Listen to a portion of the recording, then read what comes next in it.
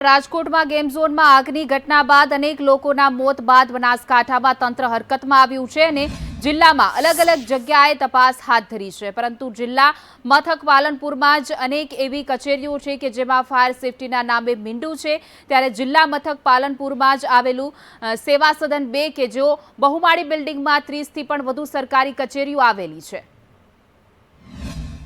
Rajkot gaming ઝોનમાં આગની ઘટનામાં અનેક લોકોના મોત બાદ જિલ્લા મથક પાલનપુરમાં આવેલી સરકારી કચેરીઓના શું હાલ છે તે જાણવા સંદેશ ન્યૂઝે રિયાલિટી ચેક કર્યું છે। અત્યારે હું પાલનપુરમાં આવેલા જિલ્લા સેવા સદન 2 જે બહુમાળી ભવન છે તે બહુમાળી ભવનમાં આવ્યો છું। હું આ કચેરીની બહાર ઊભો છું ને આપ દ્રશ્યોમાં જોઈ રહ્યા છો બહુમાળી ભવનમાં 30થી વધુ કચેરીઓ આવેલી છે, પરંતુ કોઈ પણ જગ્યાએ ફાયર સેફટીના ઉપકરણો છે તે જોવા નથી મળી રહ્યા। મહત્વની વાત છે કે ફાયર સેફટી જ્યારે બિલ્ડિંગ તૈયાર થતા હોય છે ત્યારે ફાયર સેફટીને ધ્યાનમાં રાખીને જે ફાયર સેફટીની સુવિધાઓ હોય છે તે કરવાની હોય છે। ખાનગી જે બિલ્ડિંગો છે તે બિલ્ડિંગોમાં તપાસ હાથ ધરાઈ રહી છે, પરંતુ અત્યારે સરકારી કચેરીઓની સ્થિતિ આપને બતાવી રહ્યો છું કે સંદેશ ન્યૂઝના રિયાલિટી ચેકમાં જે પાલનપુરનું બહુમાળી ભવન છે, બહુમાળી ભવનમાં ફાયર સેફટીના ધજાગરા ઉડતા જોવા મળી રહ્યા છે। એક પણ માળમાં ફાયર સેફટીના ઉપકરણો લગાવવામાં નથી આવ્યા। ધવલ જોશી, સંદેશ ન્યૂઝ, બનાસકાંઠા।